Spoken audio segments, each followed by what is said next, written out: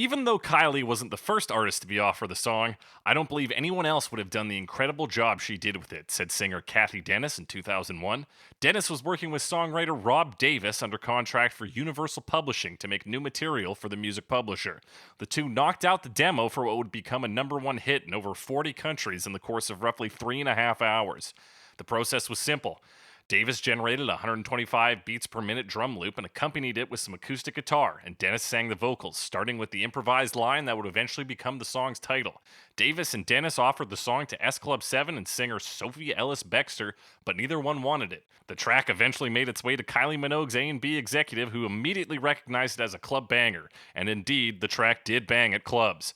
Everything from the simple electronic composition to the repeated use of the phrase la la la made this song insidiously catchy, firmly cementing itself in the popular consciousness to this day. That's right, we're talking Kylie Minogue's Can't Get You Out of My Head on Cover Me.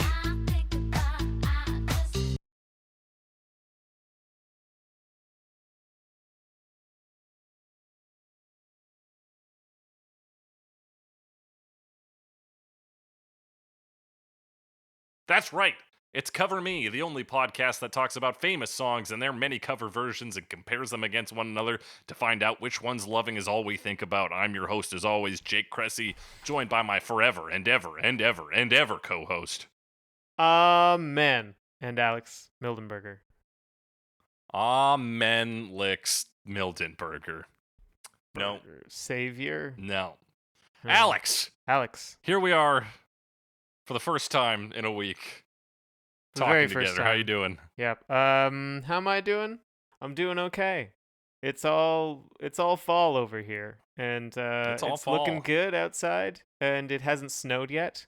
Which at this time last year I'm pretty sure we were in the midst of a snowstorm. So That sounds like Calgary. yeah. So it's a nice autumn. Autumn. Yeah, hey, what kind of car do you drive in fall? An automobile. But only in the fall. Only in the fall. Joining us today, a special guest here to break down pop music that Alex and I are really not qualified to be talking about. Ladies and gentlemen, join us for the first, and everybody in between and outside of those two words. Joining us for the first time in over a year, it's Greta James. Hello. Hello, Greta. Hi. How you doing? Good. How are you? I'm doing just fabulous. Tell us everything you know about Kylie Minogue. Kylie Minogue. She is an Australian pop icon who is also, she's got a big scene in the UK and all that stuff. So You also mentioned she was an actor in a certain show. yes, Neighbours. Neighbours. Have you guys heard of Neighbours? No. So it's No. it's an Australian TV show, and it's like I don't know what to compare it to for Canada because it plays at prime time, but it's like a soap opera TV show. Okay. But there's a better version of Neighbours called Home and Away. So that I used to watch that every day, Monday to Friday, 5:30 p.m. And then Neighbours came on Channel 2, and Kylie wasn't on it at the time, but I knew that that's where she broke out into the scene. Found some fame. Interesting. Greta, Yes. so what's your connection to Kylie Minogue? Did you guys used to hang out together? No, I'm not actually Australian, despite Okay. what Stephen Interesting. Reynolds says. When Kylie first came out, I didn't like her that much. I think because my mum didn't like her that much. But then once I was 18 or 19. Wait, hang on. Just what was your mother's objection to Okay. Kylie Minogue? Yes. Okay, so I asked my mum this past week what she thought about Kylie Minogue. And she said, and it's a quote, that she thinks that Kylie is the most whiny Australian bitch there is. Strong words. Yeah. So maybe that's why I didn't like Kylie that much, because I was influenced by my loving, caring mother who has nothing but nice things to say about anybody. But my mum also told me a story that my brother, I don't know how old he would have been, but apparently he had a crush on her and he bought her album because he liked her. And then after listening to it a couple of times, he threw it out. So, but Kylie's definitely not my brother's taste, music-wise. But yeah. Very interesting. So Greta, Yes. this song specifically, Yes. why do you love this song so much? It's a good song. I don't think I can listen to the song and not sing along or not do a little dance to it. And it's just, as well, like I have a little fond memory of Kylie Minogue when I would have been 18, and there was one gay bar in Christchurch called Cruise, and I was having some pre-drinks at my friend's house, and there was a guy there he had a crush on. And then the guy would not shut up about Kylie Minogue when we were at the house. And he kept talking about her, and he's like, she's the biggest star, she's an idol, she's bigger than Madonna, she makes the most money. And I was like, okay. And then we were in the club, and I don't know if it was this song, but it was a Kylie song came on, and he like grabbed me, and he was like, "It's Kylie, bitch!" So like, it was like a habit after that night. Whenever I heard anything from her, so I'd be like, "Oh, it's Kylie, bitch." She's the original Kylie. There's no Kylie Jenner, just Kylie Minogue. Just Kylie Minogue. So you are. Did you say you're a big Kylie fan now, or just like you like this single? I'm a moderate fan. I don't know all of her stuff. I do. Yeah, this is probably my favorite song of hers, or maybe Spinning Around. That one's a good banger as well. Dude, I'm not familiar with Spinning Around. Alex, any familiarity? No familiarity. No. Okay. It's a good song. She wears little like hot pants in the video. That was before Can't Get You Out of My Head though. Okay. And I'm pretty sure she dated Robbie Williams or Robin Williams. No, Robbie Williams. I get them confused. Definitely The not Robin singer. Williams. They did like a couple of duets together. I don't know if they banged The duets or them? them. Okay. Gotcha. And also, I like Kylie, but I'm a little jealous of Kylie because she used to be, I don't know if she was in a committed relationship, but her and Michael Hutchinson from INXS had a thing. And he's a real stud. He's a real stud. Well, he was a real stud. Greta, Kylie versus Lorde. What's the take? Oh, Kylie. Betraying your own New Zealand Yeah. blood. But Lorde she's like a little bit entitled now, I feel. Is she? Well, I remember she did a Is statement. she acting like she's royals? No, she released a statement. I don't know when it was, but it was a few years after Royals came out, and she just said that she hates that song and like she regrets it. And it's kind of like, well, that's the song that kind of threw you into the music scene. Like you can't resent something that gave you a chance to do what you do now. I think a lot of artists have to go through that kind of phase where they like where they, after 5 to 10 years of performing the songs night after night, start to feel like it's too much, and then often they'll come around again later, but they'll get bored at first. Yeah, we've talked about some songs. For some reason, I feel like Eddie Money's. Yeah, didn't he say it was like a bubblegum pop song or whatever? His Take Me Home. Yeah, Take Me Home Tonight. I think he didn't like that song, but he was happy that it resurrected. It wasn't Tina Turner, it was Ronnie was it? Spector. Ronnie Spector's career, yeah. But then that would be like Kylie saying she hates this song. But I read somewhere that she performs this song since she released it. She's performed it at every concert except one or something. So she's I think some people really like appreciate when a song of theirs becomes part of like the monoculture. Yeah. Alex, tell me about Alex. your relationship with this song. Not a whole lot. It was you told me about it. I certainly didn't know it by name. I thought you said "Can't Get It Out of My Head." Like Aw. by the Yellow song. Yellow. And I was like, that's because we were talking about doing songs we wouldn't necessarily think of, first thing. And I was Yeah. like, no, that's not right. That's the song So I wait, would always Alex- think of. But as soon as I heard the La La La's, the La La La segment, like that is the part of this song I recognize, and that's pretty, I guess. And yeah, that iconic. section comes right off the bat too. Yeah. It's the rhythm lines introduced and then it's vocals. Yeah. So But Alex, did you know Kylie before? I was like- vaguely familiar with the name. I think I had heard of her as an Australian singer, but that was pretty much it. Pop princess. Like I knew Well, I it- knew of the name sort of as part of the vague amorphous blob of pop singers that I've been exposed to in some form over the years, but never really dug into. That's fair. Yeah, that mirrors my own relationship with it. Yeah. It's one of those songs that it's ingrained in my mind. Like I recognize it as a song that was played in my youth. But it never even came into my thoughts until probably it would be like 2018. I started listening to the Flaming Lips, and spoiler alert, they do a cover of it. And I heard that, and first off, it's so different from the original that you start hearing the lyrics, and you're like, wait a second. Like, I know this song, and you're like, oh, shit. Seems primal. It's also a song where, like, I don't have a frame of reference for when it started existing. September 8th, 2001. Which is, like, not before my earliest memory, but before a lot of coherent things. Well, as we know, the simulation we're living in started on September 11th, 2001, so... True. This has just been pre-programmed into our memories. True. It's always been there. Always. Yeah, it's a foundational song for pop culture in some ways, I feel. So wait, do you guys know anything else from Kylie, like Locomotion or anything? Nope. Well, I know the Locomotion. I don't know what version. It's like it's a song that gets played at weddings. I don't know if it was the Kylie Minogue version. Oh, wait, like no, everybody's doing a brand new dance now. Yeah. I might have that confused. I might have that confused. She did I Should Be So Lucky. I should be so lucky, very, very lucky. I think she did. No, it's hitting nothing with me. Nothing. I could be talking out of my butt, guys. So. Well, I'd be very impressed.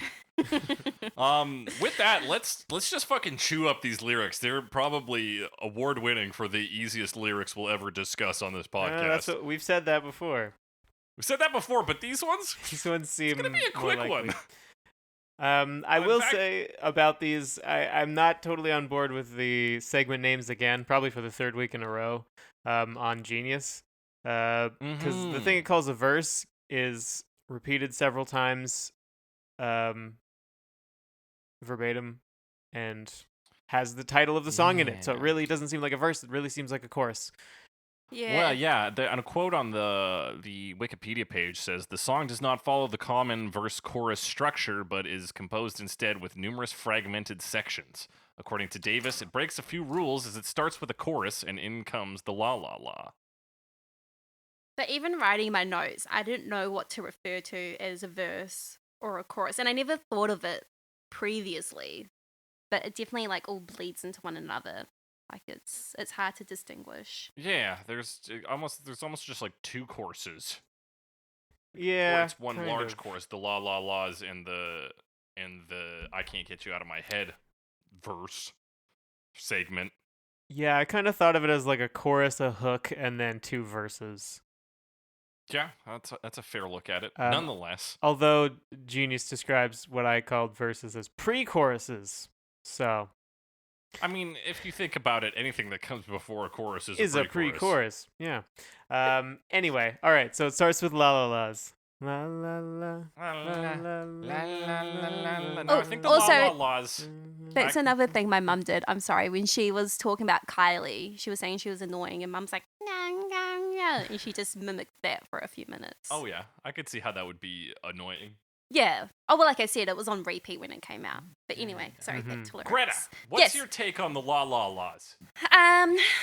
What's my take on them? Yeah, did they serve any lyrical significance?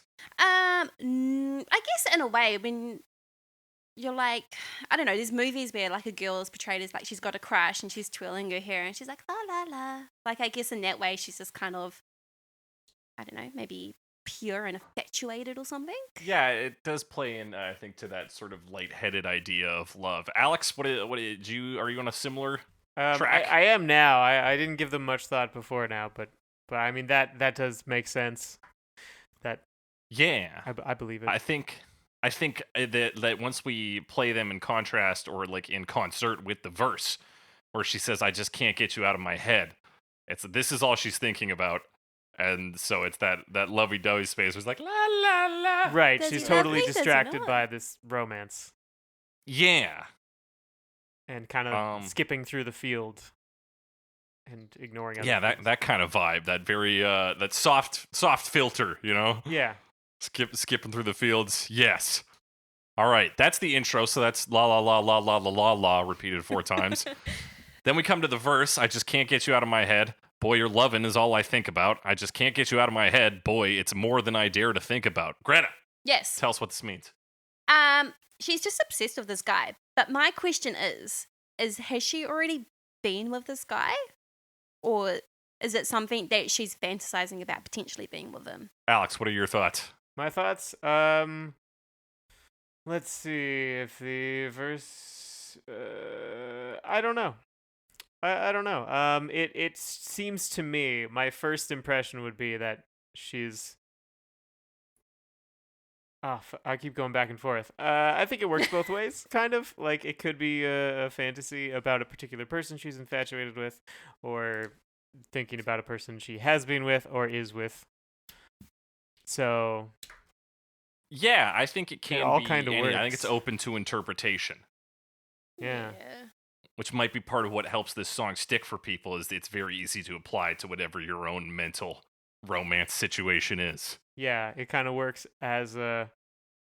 Well, I guess it's more than I dared to think about, which would maybe be implying that she doesn't want to think about getting this person out of her head, which would imply perhaps that it is an existing relationship. Yeah. Or maybe, I don't know, like I thought at one point as well, is she like trapped? Is it a little bit toxic? I don't know. Oh. I don't know why I have to make it dark, but... Well, I think there's a darkness. Composition plays to that a little. There is a bit of a darkness to it. With the line, it's more that I dare to think about. I think she doesn't want to analyze how obsessed with she is, because it underlies an unhealthy thinking pattern. Right. Yeah, like thinking about him. Yeah, she thinks about how obsessed she is. She's gonna uncover some horrible truths about herself and her connection to people. At least that was my read on it. That makes sense. So that's the two big parts. We get into what Genius calls the pre-chorus. Alex, what did you call it? A bridge? I just called it a verse. Let's call it the only true verse. Yeah. Every night, every day. The one of two true verses. All right, Alex, fine. Every day, every night, every day, just to be there in your arms. Won't you stay? Won't you lay? Stay forever and ever and ever and ever. And ever. I did not know that she said, "Won't you lay?" I don't know what I thought she said. It's a bit promiscuous. Yeah, we're injecting some horniness in with this one for sure. Yeah. She seems a little bit desperate for his affection or attention, whatever. Mm-hmm. Yeah. I guess the implication with "won't you stay" is that he is being distant and attempting to leave. Yeah, it seems to be. Well, I would always think stay is like, you go on a date, have a little kiss at the front door, and you're like, stay. But then she says lay, so then that's obviously sex. Yeah, and then again, playing on this very unhealthy love concept, stay forever and ever and ever. Yeah. And then you just keep saying and ever and ever and ever. Yeah, it's very like obsessive. Mm-hmm. Every night, every day, just to be there in your arms. And again, we don't know the actual relationship here, whether it's some strange dude she's looking at a club, a dude she's just met and is in a relationship with, or has been in a relationship or something. Like it's very open. Mm-hmm. And then we come to the second true verse, where she says, "There's a dark secret in me. Don't leave me locked in your heart. Set me free. Feel the need in me. Set me free. Stay forever and ever and ever and ever and ever." See, I almost thought for a bit there that she wants, like when she's saying set me free, like in a way it's kind of like, yeah, like give her what she wants, but at the same time, like does she just want to be out of it as well? I don't know, like, yeah, no, I think she definitely just wants him. What are your thoughts, Alex? It's a bit confusing because it seems like she's contradicting herself, maybe, because she's saying, hey, you don't leave, you stay here, but also set me free and don't leave me locked up. The rest of the song hasn't really suggested that, like, she's trapped in a relationship necessarily, other than that it's like her own obsession, sort of. Right. So it is confusing that she is talking about this. What's the dark secret? Maybe it is just like a crush. If she's locked in their this heart. Sort of plays to that crush idea, and that she's like, give me the chance. There's a dark secret in me, and that secret is I'm wicked horny for you. Don't leave me locked in there. So let me free to set me free and allow this relationship to happen, kind of thing. Yeah, I'm thinking of the Eric Andre gift where he's let me out, let me out. Let me in. Oh, let me in. That's right. It's let me in. Also, like the feel the need in me thing is another like cry for desperation. Like she just, I don't know, like she can't go on without. Yeah, and the cry for thing. connection as well, right? Yeah. Yeah. So yeah, it does imply that this boy there is some distance in there. She's trying to bridge that gap. And I think as well when she's saying "stay forever and ever and ever and ever," that's almost quite childish as well. Like going back to the la la las. Because it's not like you go backwards and forwards in an adult relationship and be like forever and ever and ever and ever. And you hang up forever. No. Yeah, it's this sort of naive idea. It's just like, I'm going to be in your arms forever. Yeah. Like thinking that this is something that's going to be a forever thing and set in stone. And those are the lyrics, unless you guys have any further insights. I mean, there's more la la las.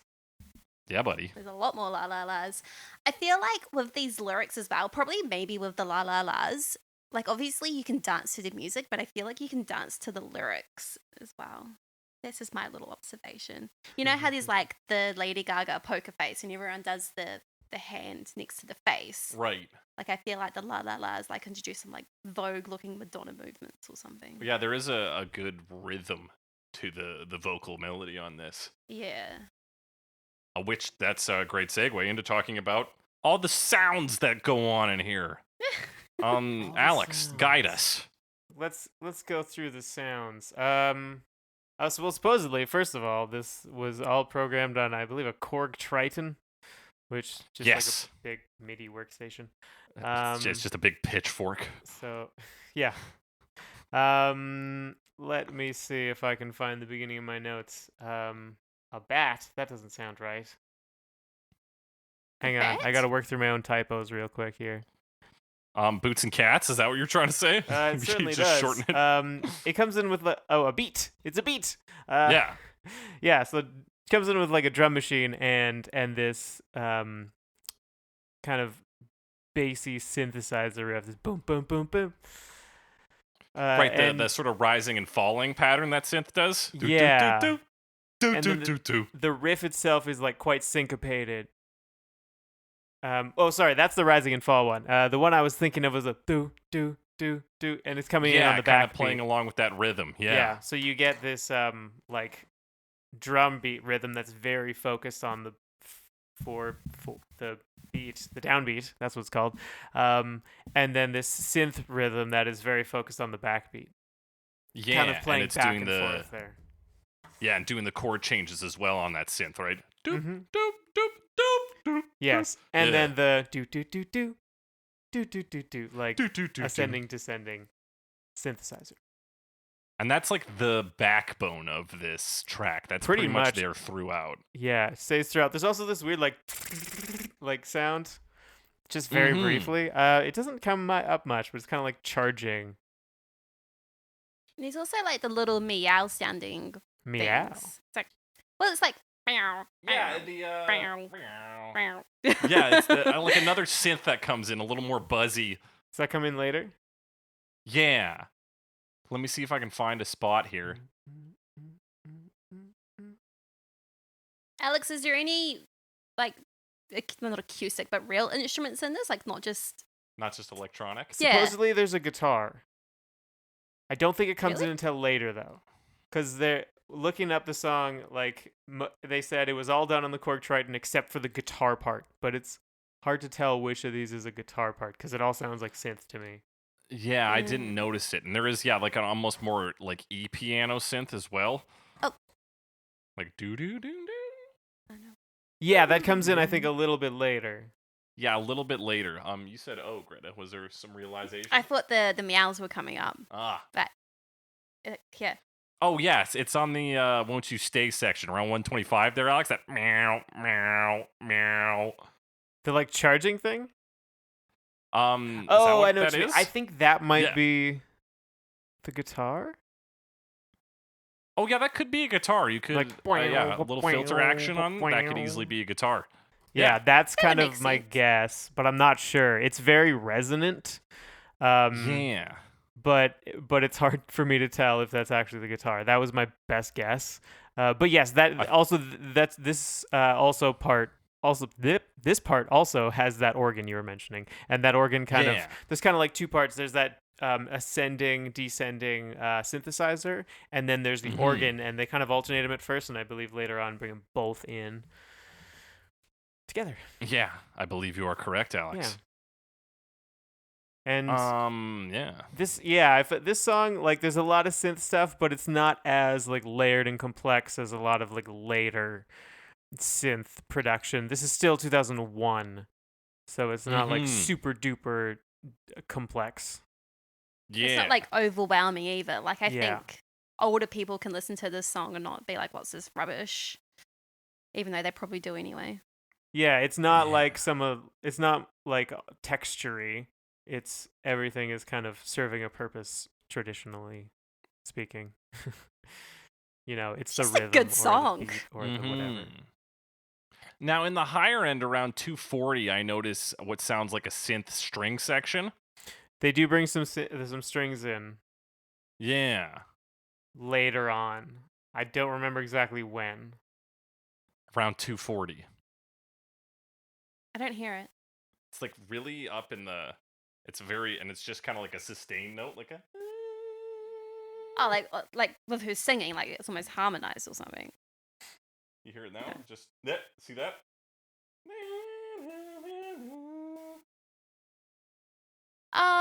It's very faint. Yeah, around 3:10, it's a little more involved.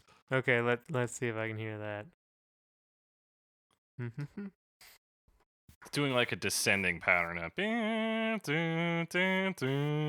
Well, it's very faint. Hard to pick up. Yeah, if you bump up your volume on Spotify there, it'll. I've got it. I feel like it just matches her voice though. Like it's just holding like fairly high notes on it, like a string synthesizer. Yeah. But yeah, it sometimes it takes a bit to pick it out mentally. Let's see. Is there any other neat little synth things? I didn't pick out like a whole bunch of like cool little effects or anything, but it's really like you said, that when the beat is like the backbone, and then there's a few kind of synth changes around that, but it stays pretty consistent in that regard. Yes, the string synth also gets some play in the verses. It's lower though, and it's easier to pick out. Yeah. At that part, yeah. Now, the main reason I bring up the synth strings is that in 2012, and Greta can talk about this a bit, Kylie Minogue did I think it's called the Abbey Road Sessions album, which is like orchestral covers or remixes of her back catalog. So this is one of the songs she does with an orchestra background rather than electronic instruments. Yeah, it was pretty cool. I haven't listened to the whole album, but I came across it, and I do like me a good orchestra thing. So I thought it had a different feel to it though. Like, it wasn't so juvenile. But she still did the la-las. I feel like I didn't pay too much attention to it, but I feel like it might have been lower. Right, more like some of the like slow acoustic covers we'll talk about. No, I feel like the tempo was the same, but I feel like the tone of her voice, like it was just a lower pitch. But then at the same time, I'm gonna argue that I think there was also just more of she covered more of a range though, like so she went really high as well. Yeah, you got to go big to match a big orchestra behind you. Yeah, but it was good, and I'm a little bit sad that it wasn't on the list. And if I had known what I was going to be on, I would have suggested it earlier. But it was a good cover. Yeah, so that's something people can check out if they're interested in it. The Kylie Minogue 2012 cover. Now let's talk about her vocals, because that's really all Kylie Minogue actually contributed to this. Aww. I mean, it's true. She's just a vocalist. On Wikipedia, it's like instruments, vocals, and then that's it. What do we all think about these vocals? They're a little bit whispery. Yeah, she's got a kind of like on airy them, I believe. voice, and it's pretty good. I don't have any complaints. No complaints. Do you have any positives? Any positives? Not a lot of those either. Like it's fine as a pop voice. Like I'm not. Yeah, I feel like it slots in just right, and Yeah. since pop music doesn't like fucking grip me by the head or anything, it's just like, oh yeah, this is what it should be. Yeah, But and I like when she sings. Sorry. Oh, Go I was ahead, gonna who? say I like when she does the. Oh, I'm going now. Sorry, guys. Yeah, no, go. When go she right does ahead. the, like, won't you stay? She gets like really high, and then that like links back to when I said, I feel like it's easy to dance to the lyrics, and maybe it's easy to dance to her voice because when she does that, you just want to like flail your arms around and be like. Right, it guides you pretty easily moment to moment. You're like, and that's when this happens. Yeah. Okay. But then, I don't know. Like I am a bit of a, I don't know, a product of pop culture. And I do like As it. are I we think all. like she's not like just 2D. I don't think she's boring or anything. Like she Mhm. does like this dark secret of me, and she's kind of like not spooky, but she's she goes She's lower dangerous. for it. She's got an edge. Yeah, and the la la I'm la's not gonna just- like call her a bad singer or anything. It does No. harken back a little bit to last week. We talked about Blondie. We talked about Debbie Harry and how she sang that song in a way that was kind of like dreamy and airy. And this, I mean, that's sort of Kylie Minogue's default, but it fits with this song for sure. Yeah. Yeah. She's not That's- someone that you would like rave as a really good singer. Like she's got a phenomenal voice, Yeah, but she's not bad or belting anything. it or anything, but yeah, No. she's serving a good role Yeah. here in this.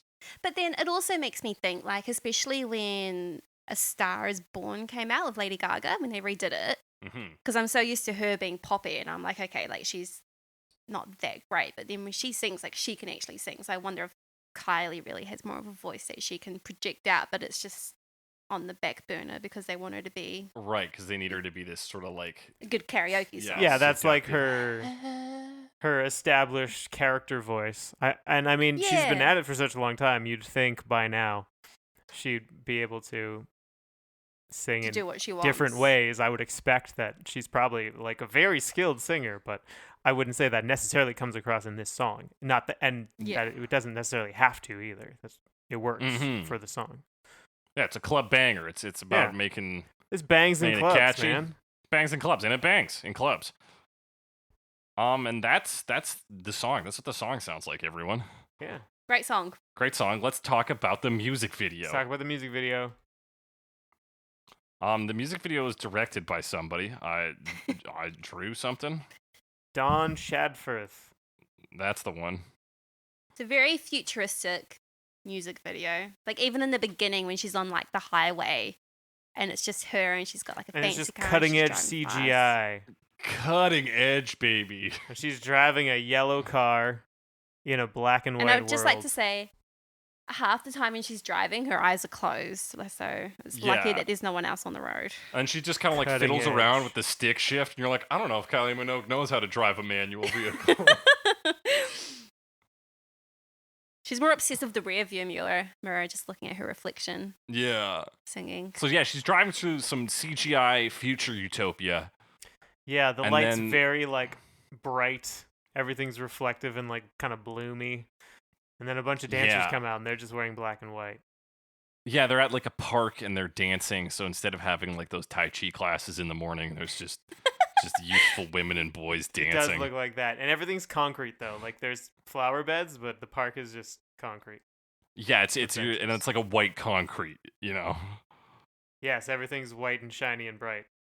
Yeah.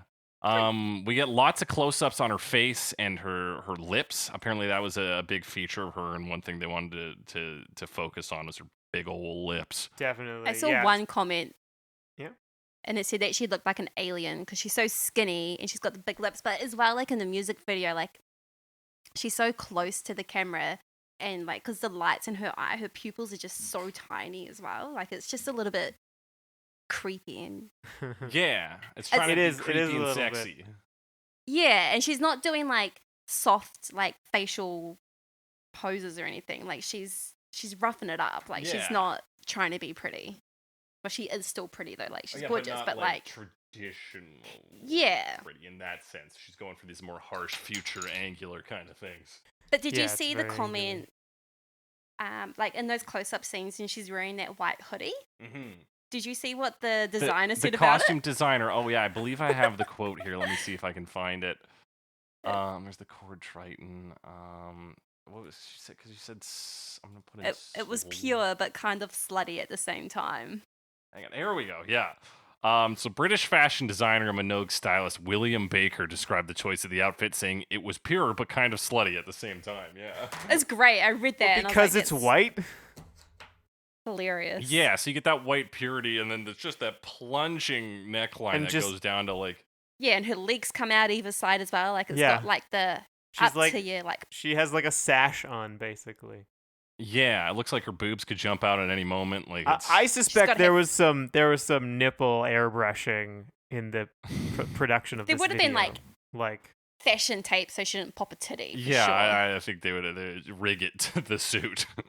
Magnets, probably. Maybe she had Magnets, some I'm piercings in. Just chuck some magnets on the inside. I guess the other thing to note, I seem to recall a lot of music videos from around this time featuring a singer singing very close to the camera, like sticking their face in the camera.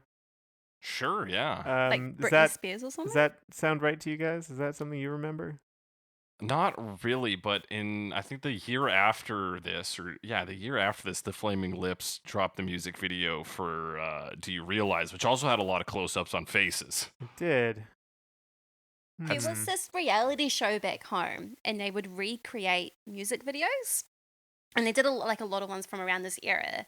And when they did the close-up shots, they would play the music like double time in real life, and the people would sing along. And then when they would edit it, they would slow it down. So that's when it's like really dramatic and like elongates every kind of thing you do with your face. Okay. Maybe that's what they did for her. I don't know. Maybe. Hard to say, but yes, you get a lot of close-ups on her face, that singing stuff, and then she's dancing in this like white space in that white kind of hoodie thing with the deep neckline. She starts outside, and then it becomes inside somewhere, some white space somewhere, and then there's a bunch of other dancers who are Das models. Yeah, they're in this sort of reddish orange with plastic cone headwear. Like almost COVID protection wear. Yeah, at least on the dudes. The ladies kind of have like this megaphone set up, or it's like around their heads. They've got like Handmaid's Tale hats on. Yeah. And the guys have just plastic on their faces. Yeah, exactly. But seriously, they look like Kraftwerk because it's like reddish and black ties. Yeah. Yeah. I saw one thing that it was saying that the dancing is meant to represent like what's attractive in like typical Western culture, like it's all rigid and controlled. Mm-hmm. But then they compared it to Beyonce's Baby Boy because that came out, maybe it might have been the beginning of 2002, and they're saying like that's more like kind of sensual and free moving, and that's just what's attractive in different cultures. Oh yeah, right. And that was it was an academic essay, I think, that talked about it and also mentioned how that's sort of the portrayal of white beauty versus black beauty as well.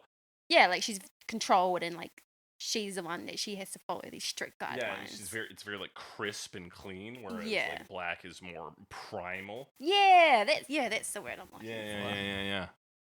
Yeah, I also read the Wikipedia page for this song. What do you think, Alex? I think a few, some stuff it's like whatever, man. Alex, as insightful as always. So once we do this, we get to it's the city at night now. We get Kylie with curly hair dancing in this, I've called it like a shingle kind of dress. It's got the little like fringe or whatever on it. It's like silver like now and a metallic flapper dress. Yeah. She looks really cool in this shot. I love her hair. She looks like the most kind of softest and approachable. Maybe she's been set free. Yeah, it is sort of in contrast to the sort of sharper visuals we've been given. Yeah, and she's not doing like the strict dance routine. Like she is just kind of like swinging her hair around and cutting loose. We get random screenshots, people in black. These ladies are dancing while the dudes are wearing headphones, and then the dudes start dancing. The city lights start pulsing in the back, kind of like audio like bars on a mixing machine. Do they? Yeah. Huh. Alex, am I crazy? No, I don't think you're crazy. One thing, and this is kind of subtle and possibly not true, but it seemed to me that the backup dancers were kind of dancing in a more robotic fashion.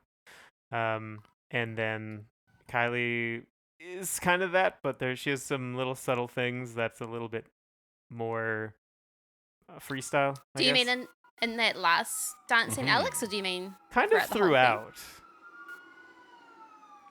But I guess she's a lot more like club dancing at the end. So yeah, and they all strike some of these similar poses. It's true. Yeah, like it's mostly the same. I feel like she has a little more freedom to do other stuff. But I guess that's how backup dancing works. So maybe just maybe what you've just noticed is choreographed dancing. Yeah, they're choreographed, and she's maybe a little bit less of a professional dancer. Like, oh my god. And perhaps it's like a day-night thing as well. Like she's a little more free at night. Mm-hmm. Doesn't have to follow society, man. She can go to the club and dance to bangers. That's right, baby. Yeah, we do cut to the nighttime dancing on the line "Set Me Free." Mm-hmm. And that's when she's not doing the strict dancing. She's just doing whatever she wants. Yeah. You see, you got lights and stuff running in the back. Yeah, I see it now. And then further, it does more of the, like... I was distracted by her cool dress. And that's the music video, people. Yeah, it's mostly dancing. It's a dancing music video. It's a dancing music video. And that's sort of the base. We talked about it. We covered the original. Let's talk about some covers. Unless y'all got anything else to say. No, let's talk about some covers. No. Okay, personally. Lisa Bassenge trio in 2002. La la la la la la la. I just can't get you out of my head. Boy, your loving is... Yes. 3 women named Lisa Bassenge. No, I'm kidding you. It's one. And she works with a guy named Jacob Carlson and Andreas Lang. And they're German. They're German for Sherman. Not that Sherman. This is like, not that German. This is it's just as long as the original. It's like a real kind of soft jazzy piece. Yeah. It's sad. When I played this for Nicole, she said it was creepy. Creepy? Yeah. Because it comes in like no music. She's just singing la la la. It like has kind of horror movie vibes. Yeah, like a little girl with like pigtails or something on a swing. Yeah. It's not super creepy overall, but there's parts. But it just ends up kind of being like a bit jazzy and like very sparse. I guess that's the trio. It's like singing. Sparse. There's like a bass and your big stand-up bass. Are there drums? Is there drums? No, there's piano. There's piano. Yeah, there's piano. And like that's really that's very much it. Some of the instruments get slightly louder throughout, but it is just very sparse and whispery. Yeah. She does have a nice voice, but it's a bit boring. Yeah, coming from this dance number that is just using a few simple ingredients to get you to bob your head to this, it does feel like a loss. Yeah. Yeah, it's not dancey anymore. It's definitely trying to pare everything down, whatever. Mm-hmm. And just go like super slow and totally like spread out, I guess, because like even the piano and the bass, like they're there, but they're not doing a whole lot. No, they're like just kind of outlining things. And I guess that's jazz. Yeah, I mean, I prefer it to some of the over-the-top jazz covers we've talked about in the past, but like at the same time, Yeah, it's definitely strange, and it even like I guess it's almost trying to do like the opposite, because even the rhythm is hard to follow. Like you follow the bass and it kind of goes it's like stop and start. It's not like a regular bass pattern or anything. So no, there's no discernible pattern to latch onto. Yeah, I guess it's a focus on the vocals, and she seems to sing pretty well. Yeah. So it's just kind of like Greta, anything else on this one? Nah, it's just a bit of a snooze fest. Yeah, that's my last note on this is holy fuck, put me to sleep. My last note was no further comments. No further comments. Well, with that, we're going to move into the Flaming Lips in 2003.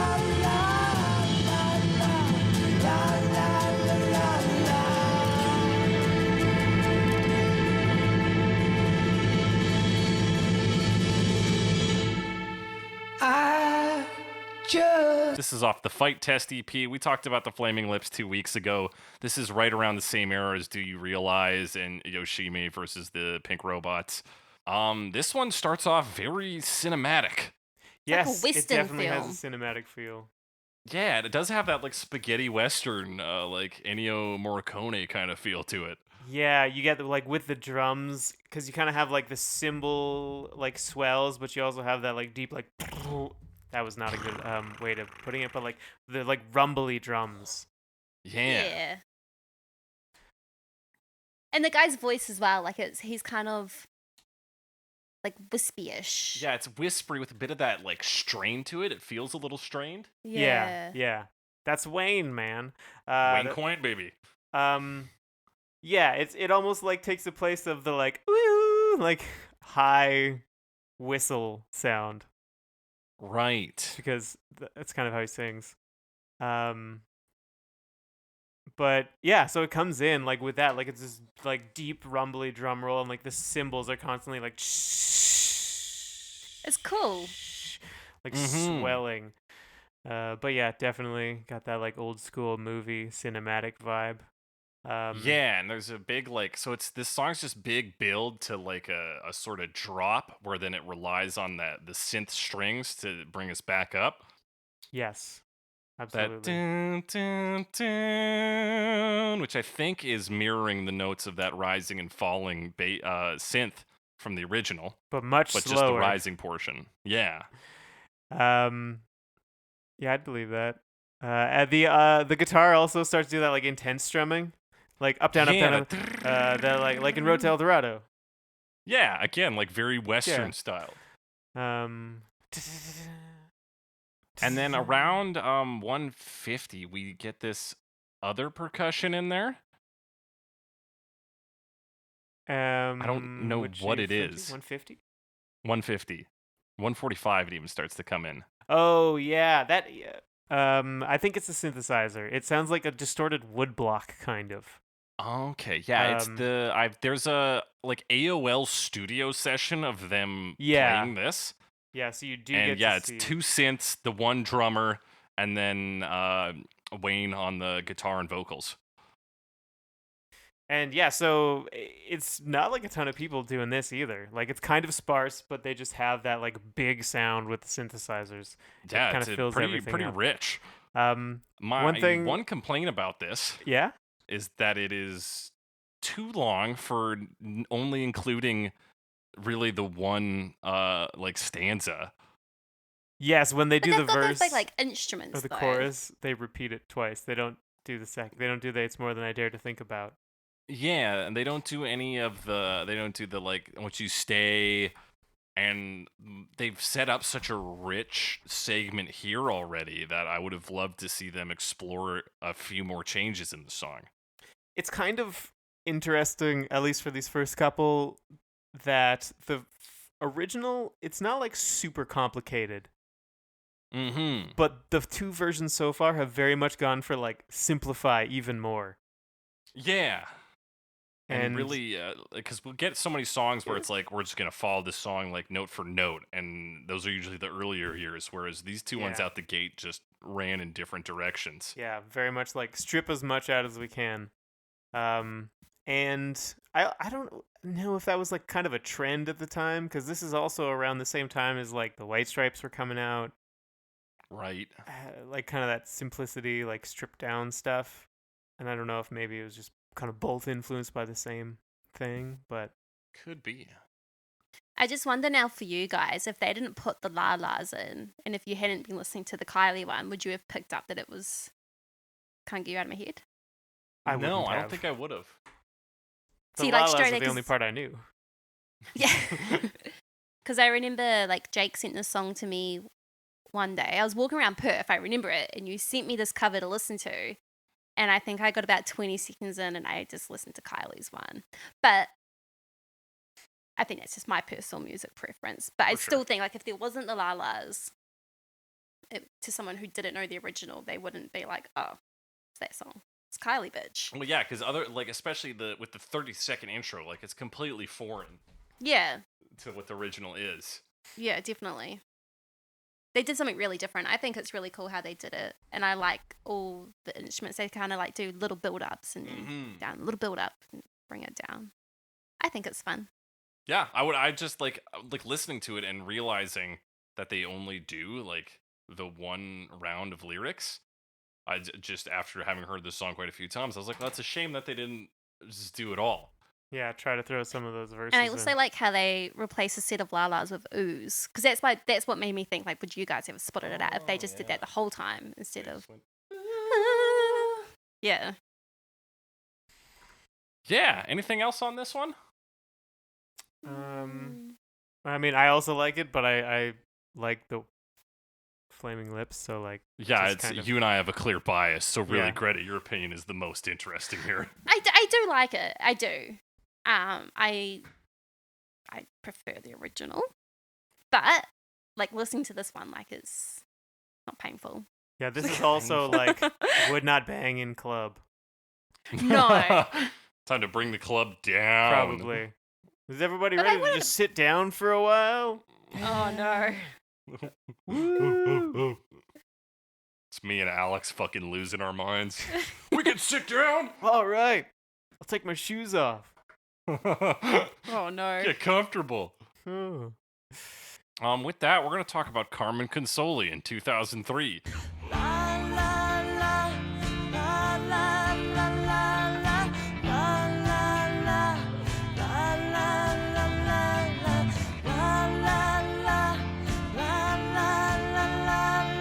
Yeah, let's talk about Carmen Consoli in 2003. Carmen Consoli is an Italian singer-songwriter and apparently a big fucking deal because she's a Knight of the Order of Merit of the Italian Republic. Shit. It's pretty cool. It's pretty cool. She also formed a cover band at age 14 called Moondog's Party. What? That's a really cool band name. Yeah, dog. So Greta, tell us what you think about this version. When on the original playlist, this song came straight after the Lisa Bassenge. Yeah, so like when this started, because it starts out really soft, and I think it's just got a little bit of piano, or is it guitar? No, it's guitar. And I was like, oh god, it's going to be another sad acoustic cover. But then, like, all of a sudden it builds up, and then it's like almost metal sounding when it hits the la la las, because it's like drums and... Yeah, it's much more of a rock sound on this. Yeah, but it starts out sad. Yeah, and I was like, just this guitar. God. Yeah, but then I don't know, like it. I like her voice. I like that she's not perfected. She's a bit more shaky and like, I don't know, like it's like painful. This one. Yeah, there's a bit of lo-fi elements to this. She's not really like produced. Yeah, but no, I do like it. It's just at first I was like, ugh, lame. Right, yeah, you think it's going to be Lisa again, but this time a different person. Yeah, and I like as well, I don't know if Kylie did it, but she tends to finish her words quickly and then it just leaves a gap. Right. And I just feel like it gives you more like, you're just kind of hanging on in a way and being like, what's she going to say next? Even though you know, like everyone knows the words. Yeah. And just on another note, her birthday is the 4th of September, and that's the day that Steve Irwin died. So Kylie might have been the pre-cause of September 11th, but Carmen Consoli killed an Australian hero.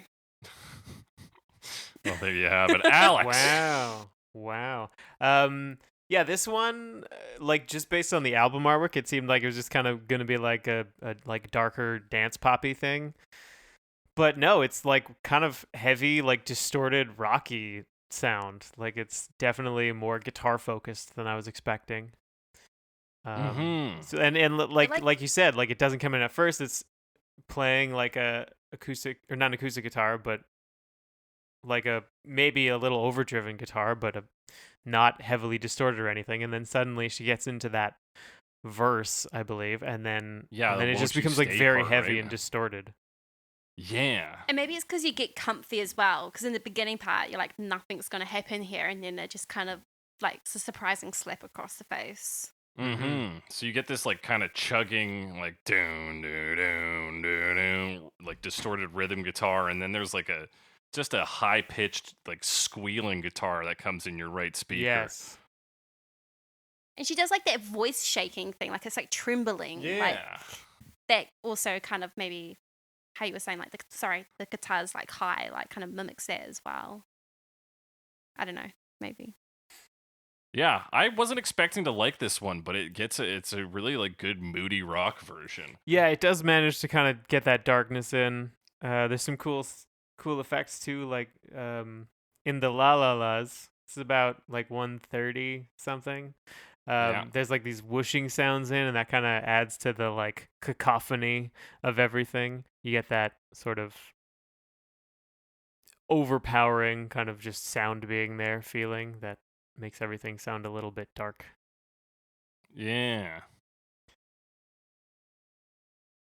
But yeah, it seems to like it's kind of goes back and forth between like that lighter guitar playing, softer parts, and then just gets like really intense. So it's pretty solid. Mm-hmm. And then it's a very abrupt end on this one. Just the line, "Your love is all I think about," and then it's just done.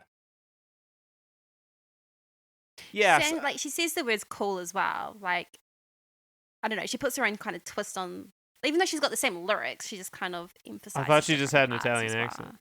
Yeah, I wonder if that's just coming from it as an Italian, just different Maybe. emphasis and a bit of an accent. Yeah. But it does sound nice. But, like I think she's got a yeah. great voice.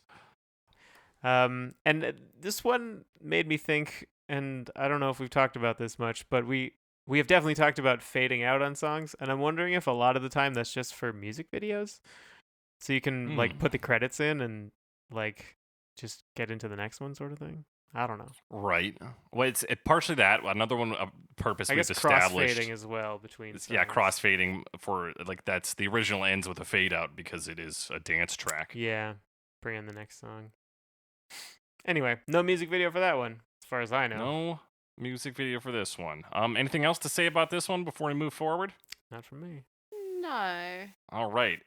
An odd one coming up next. 2004 is Patrick and Eugene.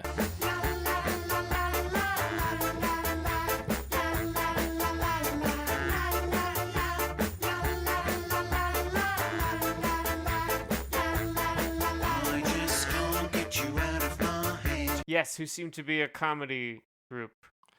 Except nothing I read defined them as comedy.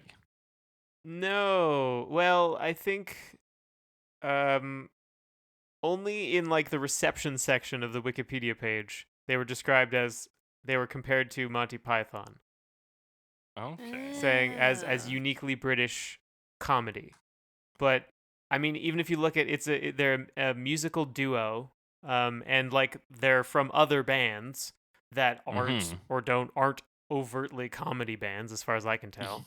Yeah, Patrick Dawes is best known for his work with Groove Armada, which is more just electronic music. Oh, really? Yeah. Oh, I like Groove Armada. Yeah, I like them as well. And so that was a shock for me. And then Eugene plays bass for a band called The Trudy. I don't know a lot about them. Looking at their names, I honestly thought that it was going to be like two characters out of a TV show, like Rick and Morty or something. Like, I didn't think it was... Right, so you thought this was sort of like two cartoon characters in a TV show. Yeah, and that's what I pictured. I pictured like animated and people bopping up and down. And also as well, like, I don't know if it's just me, but I feel like their voices remind me of a mixture of Sublime in a way, but also Prozac. Yeah, I note the Prozac influence. It sounds like Prozac, but with an actual British person instead of a Canadian doing a British accent. Yeah. But it's... I don't know. It didn't as well. Like, I saw online that these guys do like a lot of commercial jingles and stuff. Yeah, well, they do a lot of weird shit, I guess. So on their Spotify about it says they became well known for their recordings that combine 60s pop, psychedelia, Dixieland jazz, Afro-Cuban jazz, 60s reggae, the music of John Cage, and 20s pop. Which is a lot of Mixture. things. Yeah. It's Well, odd. It's like the vibes of this are very like novelty song. I will say that. Yeah, 100%. We've got this like polka rhythm played on accordion, I believe. Yeah, and I think there is a baritone sax in there. Oh, you know It who kinda they goes back remind and me of forth. is that steampunk band that covered Bad Guy. Yeah, The Cog is Dead. Cog is Dead. Yeah. Yes, kind of like that. They kind of have that sort of vibe. And also, like, very strong British accent. Like, very noticeable accents. Yeah, and he kind of sings through this performance. I just can't get you out of my head. Yeah, nothing is all I think about. So yeah, we break into the song with a big cymbal crash, and then it's that fast-paced like Boom, polka boom, rhythm on boom, the boom, accordion, boom, boom, boom. and then it's accompanied by horns too, punching Yeah. the two notes there. I guess trumpets. I put trumpets there for some reason. I don't know. Yeah, if it is I thought it trumpet. was a low saxophone. Okay, that's actually probably baritone. what it is. You know what? Yeah. I was anticipating the next guys who are actually probably trombones. I have a terrible yeah. time naming horn instruments. The next one, yeah, I guess it is trombo. Anyway, that's for the future. And I've noted a galloping ukulele on here as well for the rhythm. Yeah, ukulele or something. Some sort of string-ed Yeah, instrument. it's either ukulele or a mandolin. Sometimes they can sound similar. Right. They also, when they come in with their la la las. It's all like falsetto. So that's kind of, to me, it feels like it's a joke. Vibe. Like they're having fun with this. It's a send up, I guess, is the way I would say it. And like they're all falsetto on the la la las, and like with banging a tambourine when that comes in, with la la la la la. So it could be like it's a soundtrack for like version. A montage in a movie. Yeah, a comedy movie. Apparently it's in comedy movies. Apparently their music, or not this version, but apparently their music is in Burn After Reading, which I have not seen in a long time and don't remember. Yeah, I saw it in theaters when it came out. I haven't seen it since. Hey, I was with you. Hey. Cool. Weird. Yes, this one's that comedy energy. We get some sax that starts ripping like near the end of the song. Yes, there's a sax solo like about 3 minutes in. Yeah. Yeah, and we get a variation between either British guy talking, singing, or some high pitched "Set me free." You know, dudes doing falsetto. Is that Eugene singing? Is there a certain person that sings in it? I'm not sure. Picture Patrick to be the. Yeah, I picture Patrick to be deep. Yeah. And Eugene's the he's kid underwater one. Yeah, it's like a fun kind of send-up version. It does, similarly to the original, kind of because of the way it does the rhythm, has that alternating focus on like the downbeat and the backbeat sort of thing, passing it back and forth between instruments. So it's kind of faithful to the original in that way. It's just a very different feeling. But ultimately, it really moves it into this field. Yeah, and then ultimately it is like kind of an ironic appreciation, I think, of the original version. It's hard to deny that. I think like that's where the comedy comes from, but it's not. Yeah, it's like here's that song you like so much, done pretty faithfully, but now it's it's polka. It's goofy. Goofy. And it's funny because they're probably two big hairy dudes doing a song sang by a tiny little attractive Australian woman. Yeah. Let's imagine big hairy dudes for a moment. Well, I'm picturing basically Hagrid and like Reggie Watts. Hagrid and Reggie Watts. So this is Hagrid and Reggie Watts performing this song. That's a band I would listen to, except maybe not. I don't know. No, I'd probably give them a listen. I feel like if I heard that was happening, I would definitely check them out at least once. What is he on? He's done a lot of things. Reggie Watts he's currently the band leader for whatever it is, The Late Show with James Corden. Yeah. I don't know how long he's been that, but yeah, they're together. James Corden's yeah, he is a dick. The Late Show, that's what it is. I used to do. I don't know if he still does Comedy Bang Bang, but he used to do it. He does some other shit too. Funny guy. Yeah, it's a funny guy. Does funny things. Anything else to say about Patrick and Eugene? No. Nah. All right, let's talk about Trombo Combo in 2005.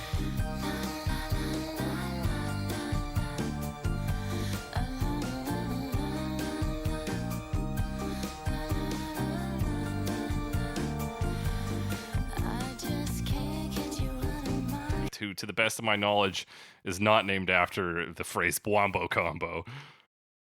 Seems like not quite the right time frame, but I'm not sure. Well, yeah, these guys Plus are they're all Swedish, I believe. Swedish. And this is 2005. The Wombo Combo term originated in 2008. Apparently, the term Wombo Combo itself is named after a pizza from Round Table Pizza.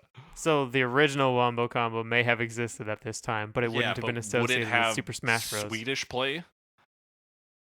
I don't think Round Table Pizza was a Swedish chain. So I would expect it to not be. It's apparently one in Atlanta, Georgia, is where it originated. I mean, it's definitely an English name. We got 2 of them out here in Vancouver, at least in Richmond. Go to a Round Table Pizza. I don't know.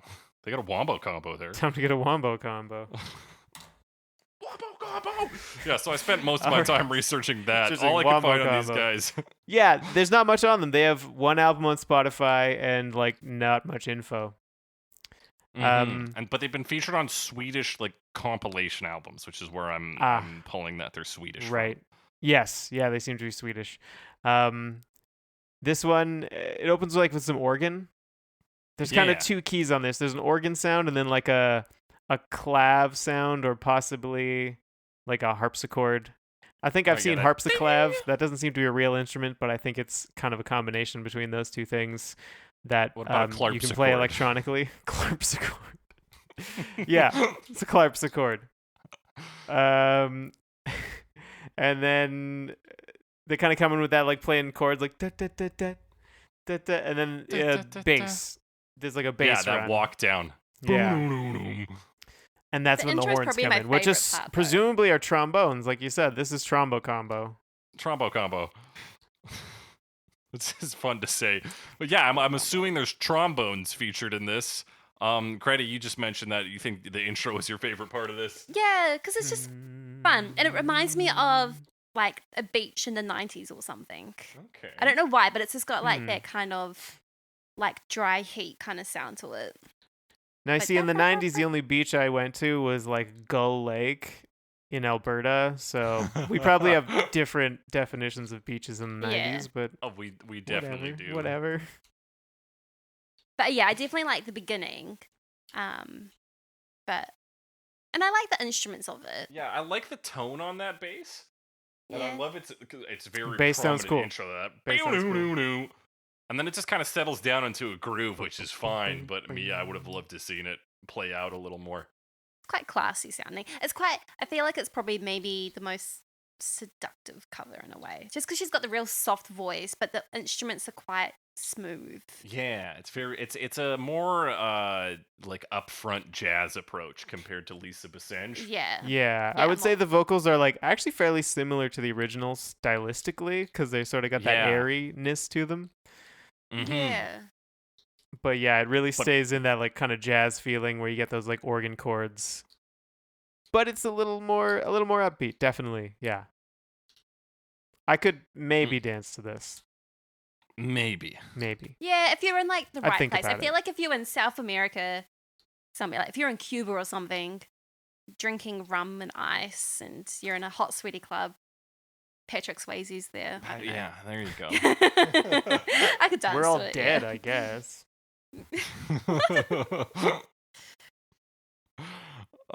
Yes. So that's kind of the big parts. There's some horns that come in on this one as well. Yep. They sort of fill out the space. Yeah, those would be the trombones. I see you mentioned that already, Alex. Yeah, at least trombones. I mean, it could be more horns. It's always so hard to tell. There's some horns. kind of combo. There's more than one trombos. horn playing, and they play sometimes, and they do a. Sometimes it's just they're kind of smooth, you know? Yeah. You know what? This gave me just an inkling of vibes of older James Bond tunes. I can see this that. the Where one they might get a little bit of horn action. The very end of this is kind of spy chordy. It's 410 or something. And even there's a string synth that's kind of risen up, and it's risen to a pitch that seems very spy-ish to me. Yeah. Plus, you get the kind of wah on the. There's a wah sound on guitar. I'm gonna say, This does kind of have that. Fuck, what was his name? It's John. John something. I'm blanking. Fuck, I'm blank here. I'm gonna roll through John the Barry. playlists here. That's it. The like John Barry orchestra feel to it. Oh yeah, I hear that wall on the guitar there.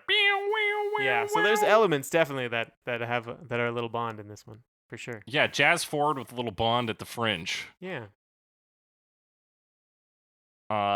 We got some horny whispers from her. We get some Horny whispers. horny whispers. God. So now, I mean, those this are just my makes big me want to takeaways hear from Shirley this. Bassey perform this song.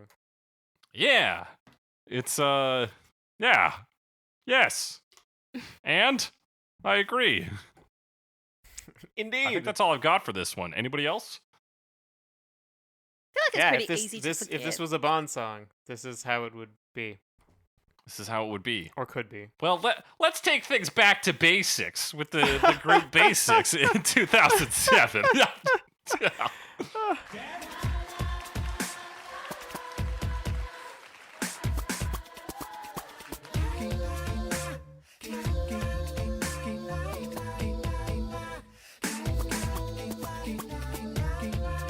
Oh, BaSix. These six With an fellas X. are a Danish vocal pop group.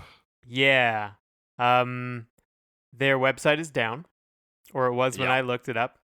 Yeah, I didn't really find a description of them directly. I kind of thought they were a cappella at first, but that doesn't quite describe them, though it's kind of a cappella adjacent. It's very like vocal focused, lots of harmonies. They make Yeah. a cappella like sounds.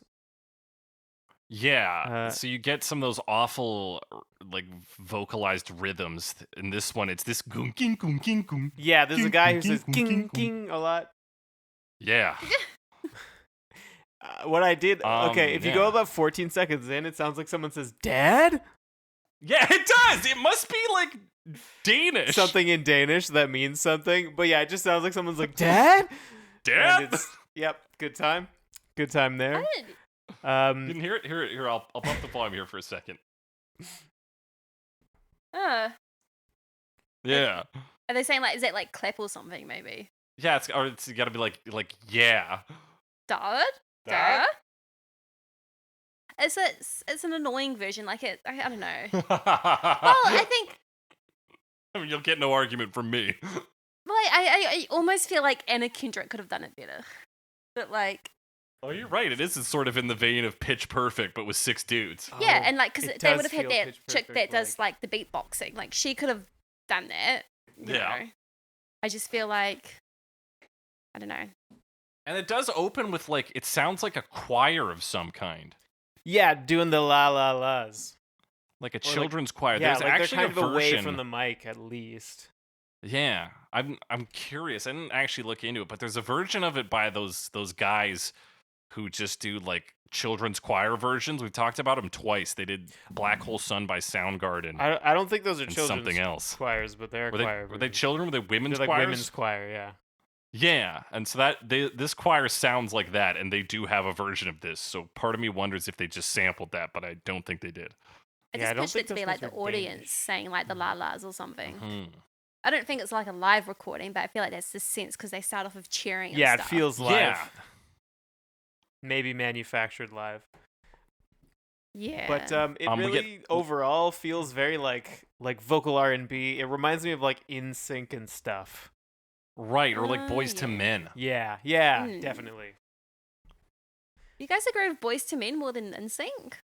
Boys to Men are more like R&B though. Like Well, yeah, and NSYNC. they, they are a vocal pop group or like a cappella focused. Are they? Yeah. I think Just Kind of distracted by their smooth voices, handing out roses. Yeah. The la la laws are high pitched on this. Those gung king rhythm vocals just insufferable. Yeah, it's kind of weird because they definitely have like a like drum machine of some sort, but they also decided to do some. It's like they have a guy who's like shit. They have like 6 guys or something like that. Yeah. Like it's a fairly large group. 1, 2, yeah, there's 6 of them. So you know, not everybody. can sing the main melody, so they gotta put him somewhere. But it seems like maybe they have too many guys. Yeah, and they're the drum machine is trying to do this very almost like 90s hip hop kind of rhythm. Right. Sounds like there's a lot of like record scratching of some kind in there. They have record scratches. That's why I think more of NSYNC, because they do like a breakdown of one of their songs, and they like Justin Timberlake gets in and he does the like kind of thing. I feel like these guys would be super serious though. Like I feel like they would compete in like a cappella tournaments. Oh, for sure. They're probably like a Danish treasure or something. And they would probably like yeah, they're probably also computers knighted downstairs. Yeah, they're definitely Danish knights. They also, the way they sing the like "Won't you stay" line is very like light and delicate. And they kind of have a build afterwards, because when they get to the ever and ever, they start to like bring more voices in and like really build for the last one. So it's like very loud on the last one. Last ever and ever and like yeah. It's ever! very intense. Yeah. But like yeah, that's kind of it. It's very like if you want a really vocal focused version, go for this one, because that's what it is. Yeah. It's one of those weird like overproduced a cappella pieces that isn't a cappella, and I don't care for any of it. Yeah. With that, we're going to talk about Andrew Holdsworth in 2014, a London-based ballet pianist and producer who's worked with The Cure, Napalm Death, and Joe Jackson, among others.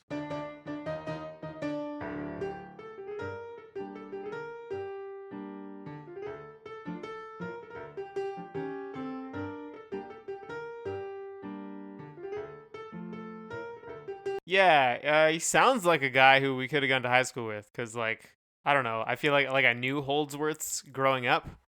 I'm like, yeah, this is just a guy who like lived down the street or something. But sounds like it'd be like a gentleman wrestler's name back in the early 1900s. Holds people. Mr. Holdsworth. Yeah, he's like an established professional musician and engineer. Like it's okay. Yeah. This is off an album called Reimagined for Ballet Class. Yeah, it's definitely like ballet vibes. The way it reminds me of the game Monaco. Yes, it feels like who does that soundtrack? Anyway, it feels like that, particularly like the 53-second mark where it gets into the vocal pattern, like that's what that game is all about. Austin Wintory. Yeah, Austin is Wintory, the composer of that game. Yeah, it has a feel like that. The like quick piano chords, and like fast playing. So this is like I've attempted, but then stopped trying to learn these like piano arrangements for songs that are like virtuoso arrangements, because I learned what virtuoso meant. So I stopped trying to learn them, because it means very, very good at an instrument. Like very good, like top 1% kind of thing. But oh hot damn.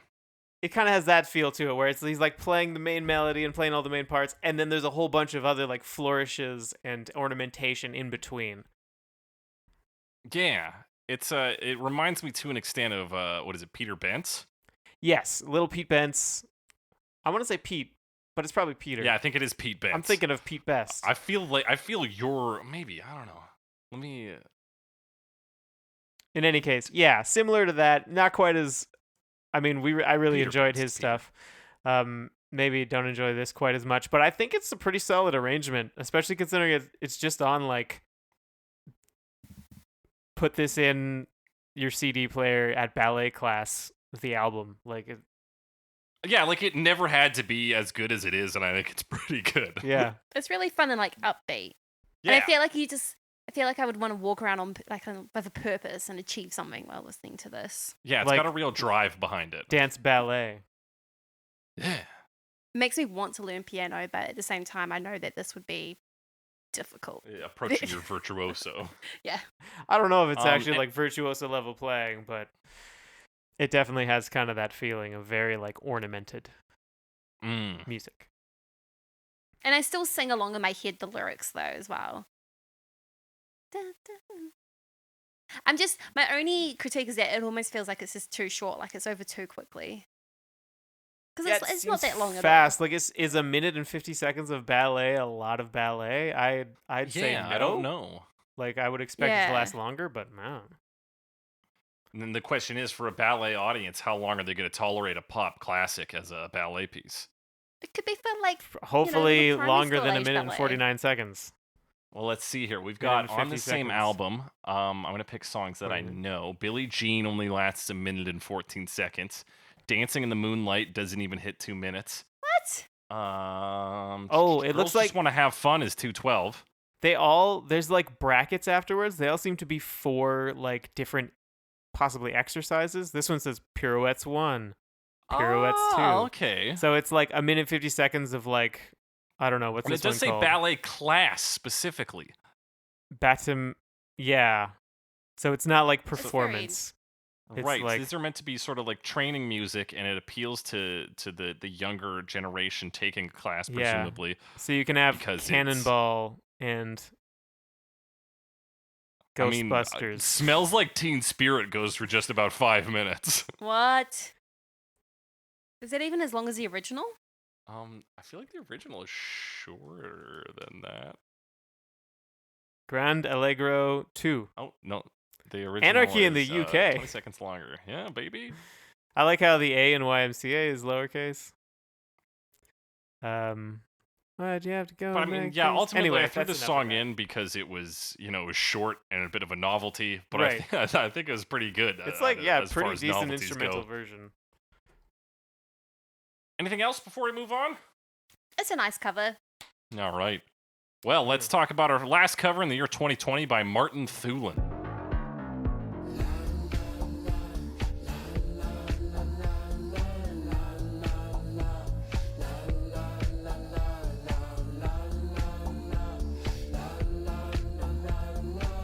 Thulan. Martin Thulan is a Swedish guy. Apparently he now is based out of Mexico City. He's in a band called Exploded View, and that's all I know about him. Yeah, that's all I got as well. Greta, take it away. I like this one. Oh, wait. What are you playing? Oh, sorry, I'm playing both sides. Oh. I was stuck on the the Andrew Holdsworth album. This one I really like, and I think it's because it sounds like a fun Halloween party. And he's like, I like his voice. He's like, won't you? Right, yeah, he's going low. He knows he's a dude and is not going to do some whispery shit. Yeah, but even like, I don't know, just like how he delivers it, I think it's cool and I think it's different. And I think the music as well, maybe it's like another video game and like a hard level, like like it's suspenseful. I like it. Yeah, in that simplicity of the arrangement, you can definitely get some video game vibes. Yeah, I really like that like opening synthesizer, like bassy sound. It's like really echoey kind of. Yeah. Like glassy, echoey, bassy synthesizer. Yeah. And like that is a really cool sound. Yeah, super cool. And then like it comes in with some other percussion and like this wood block thing. And yeah, it all sounds like really cool. And when he does that, won't you stay? And the music's like, brum, brum, brum, brum, oh yeah, you get like a disco rhythm on the bass. But it's like dark disco because the whole thing stays like pretty dark. But I really liked this one too. I thought like overall very cool sounds. Played it for my parents yesterday. They didn't like it as much, but I did. It's just very different. Like a lot of the covers are different, to be fair. They're not all like replicas of each other, but like this is another unique one. Yeah, this is different dance, which very few have tried to take on dance unless you argue the ballet dance cover. But right. Like this club kind of dance. Like this could still play in a club. Yeah, this kind of is like party. A modernization of it. And yeah, it's 2020. There's a lot more like modern tricks being used. Yeah, and also the like synth production is a lot denser. Mm-hmm. Yeah, I was gonna say it sounds like there's more layers to it, but that's more your element, Alex. Kind of. You know, I don't know. Like I feel like there was just like different things lived on each other. Like yes, it has a lot of synth layers, particularly later on. Just before 3 minutes, there's like another la la la section, and at that point, there's like a ton of like cacophony coming in, and everything's echoing and like reverberating off of things, and So yeah, it has a lot of that like noise, which, as I believe I mentioned earlier in the episode, can kind of make things feel dark and chaotic. So it really uses that as well. Yeah. Yeah, there's a lot of like synth noises that'll just kind of come in throughout and do a little like echoey space bit and then leave. We get this like high one that kind of does that, like it's just like spooky sounds. Like Greta, you're really on the mark here with Halloween music. It goes like Yeah. Yeah. But I think yeah, and the distorted spooky vocals, like this is a good like dark dance cover. And I like it. For sure. I found this creepy TikTok video with the song playing, and it was so weird. And it was only like 10 seconds long. And like the very first second it's in like a club or something. There's like a dance floor and there's like a mirror ball. And then it's like a selfie of this guy, but it's upside down and he's moving his head really creepy. Mm-hmm. And then all of a sudden the camera's the right way around and he's got like an animal face mask on. Mm-hmm. And then it pans around like what looks like his bedroom. And it like kind of goes over his curtains and it looks like there's fairy lights or something pulsing. And then in the very last part of the video, you're looking down at a toilet and it's flushing, but the water in it is like a pink galaxy.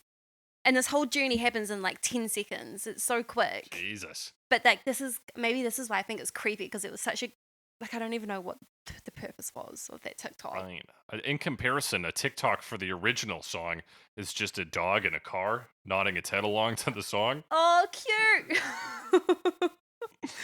I think if you Google dog vibing to Kylie, it comes up. Anyway, anything else to say about this cover before we go into our final verdicts? I liked it. This one I also can't help but dance along to. You liked it, me too. You can't help but dance to it. Yeah, especially when it does the "Won't You Stay." I feel like you want to do like little finger clicks and like bend down. Oh yeah, you want to get into shimmy with it or something. Right on. With that, we're gonna get into our final verdicts: worst version, best version, and the best dance version. Again, using that chestnut category. All right, Alex, take it away. Worst version. Why? Worst version. Why? Why? Why indeed? Why? Honestly, it was probably Lisa Bassenge. It was just like so sparse. It just didn't really do anything for me. Like, there's nothing to grasp onto. By the time you almost grasp something, it was just gone and there was nothing. And it just kind of slips through your fingers. Yeah, 100%. I agree with that. And we'll also mark it as the worst version.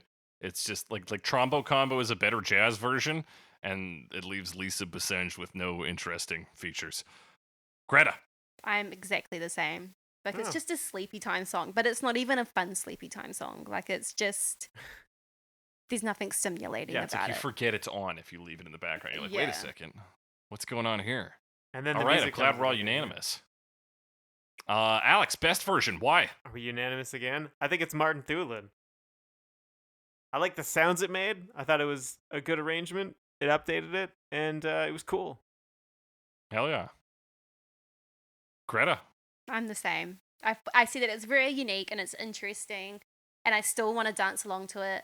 I did note that a very close second was the Flaming Lips, just because that had like a lot of different instruments, I feel, and a lot of different build-up points. Mm-hmm. But the Martin Thulan one it's a creepy banger. Yeah. I think the Martin Thulan one, it translates it into a different dance context successfully, and that's kind of a dangerous move, remaining in the realm of dance with this song, which does its job of being a dance song so goddamn well that trying to make a different version of that seems crazy. But yeah, like the sounds going on in there, just very cool. It's got a very cool feeling. I also I love the Flaming Lips version. Love the soundscape they set up. I wish they would have done a fuller version, but I still love it for what it is. Yeah, and like honestly, a lot of the versions I liked, at least parts of, like Flaming Lips, Carmen Consoli, Patrick and Eugene, I like Carmen Trombo Consoli Combo, too. Andrew Holdsworth. They all like did some pretty good stuff. It's just this version kind of took it the extra mile or whatever distance. I don't know, just hit it right. It found the right angle. Had the X factor. That X factor. With that, we're Je gonna ne move to the sais third quoi. category. Alex, best dance track. Best dance track. Andrew Holdsworth, but ballet dancing. You bastard. Makes sense. Greta, best dance track. I'm going to go with Martin again. Martin again. Yeah. Good choice. I'm going to go with Patrick and Eugene, baby. No, Oh, really? Yeah, a little bit of that polka energy. Polka. That's some white folk dancing music. No, I wouldn't even know how to dance to You that. kind of just move up and down. Is it dancing or just doing squats? Yeah, you can offset. If you have two people, you can offset, and one person goes down when the other person goes up, and you just go boom, boom, boom. Ooh, you boom, could get a whole boom, line of boom. people standing one in front of the other and do it. Yeah, see, now you're thinking about Okay. it. Yeah. But still. You have a ton of people, make like a checkerboard and just alternate. Boom, bang, boom. Perfect. It only makes sense from above. That's been our final verdict. If you got a similar opinion, different opinion, or want to talk about a version we didn't talk about, like the Kylie Minogue orchestral cover or the Peking Duck version, then hit us up on Twitter, #CoverMeBePod, @JakeTheCressy, @SomeAlexWiseGuy. You can send things along to me. I'll tell Greta about them. You can also email us at covermepod@gmail.com. Send us your questions, comments, concerns, or anything really. Just talk to us. Rate us, review us. We're on Spotify, Stitcher, Google Podcasts, Apple Podcasts, your favorite podcasting apps. Tell your friends about us. Please. We're so lonely. Our listens have gone down, Aww. and we're sad about it. That's partly my fault. I've stopped listening. That would account for like 4 listens a month. Alex, I'll start listening to it to hear your voice. There you go. And with that, we're going to jump into our bonus segment. This week and last week, we've been talking about dance songs.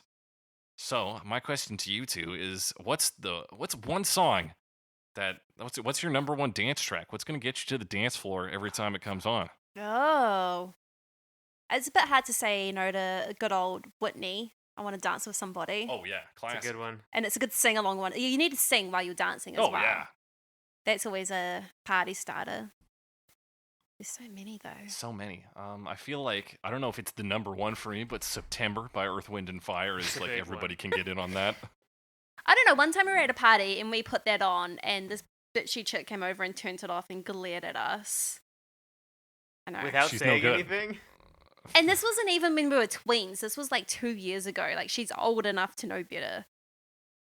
She wasn't impressed. She's no good. Did she say anything or did she just turn it off? She just turned it off. And then she told us that we had to stop sitting where we were because she wanted to have a dance floor. And then all of her basic friends stood there and just talked and looked at their phones. Boo. I know. Cow. What about you, Alex? Okay, it's only been like 2 years since I decided I actually like dancing. So, Andrew Holdsworth? So, I don't know exactly a song that like I couldn't refuse dancing to, but on principle try not to refuse dancing. But I'm gonna steal Will's, and that is What's "When that? Doves Cry" by Prince. Oh, yeah, that's a buddy. good one. Cause like I was gonna say, it's a what good about the one. Macarena? At least that tells you how to dance, kind of. Well, Yeah, yes, but it doesn't tell you. it's too fast. It's too fast. I can't think that fast. Really? What about the cha-cha slide? Slide to the left. Yeah, like I Slide can't right. like salsa. Okay. Okay, that's fair. Fast man. Or is it? No, what's the one? What's the fast one? I can't remember. Don't worry about it. What about 4 Simple Words by Frank Turner? Does that count? Mm, I feel like that usually gets a mosh going. Yeah, that's like a mosh situation. But then near the end, you get a little slow dance circle. True. I guess you can also like a lot of ska makes you want to skank, you know? That's true. A lot of skanking. But is there a particular song that I couldn't not skank to? Not yet. Maybe one day. Not yet. I haven't found it yet. maybe, what if you tried a different genre? What if you did Get Low by the Yin Yang Twins, Alex? Did you slut drop? I might have to practice first. It's a bit of a workout, actually. It's a bit of a Yeah. workout. I think I just have. You know what? Canned Heat by Jamiroquai. Oh, What's that's that one? tough to say no to. That's a tough one to say. That's the one from Napoleon Dynamite. We were talking about that song. Maybe this isn't for the podcast. We were talking about that after you left on Friday because it came up. Because On your there's September radio. What? On the 21st of September, I was listening to Spotify's Yes, September yeah. radio, It was and it September came up on radio. there. It was absolutely September radio. That's I what don't we know were if I've listening heard to. this. Because we watched the videos. We watched the September videos because not everyone had seen them. Oh yeah, Yeah, I love those. they're great. They're great. So that's our talk about dance songs. You want to hit us up with your favorite dance song? Hashtag Let's Dance. Ooh. That's it. That's the show. That's the bonus segment. And as we always little say more. on Cover Me, don't leave Cover Me locked in your heart.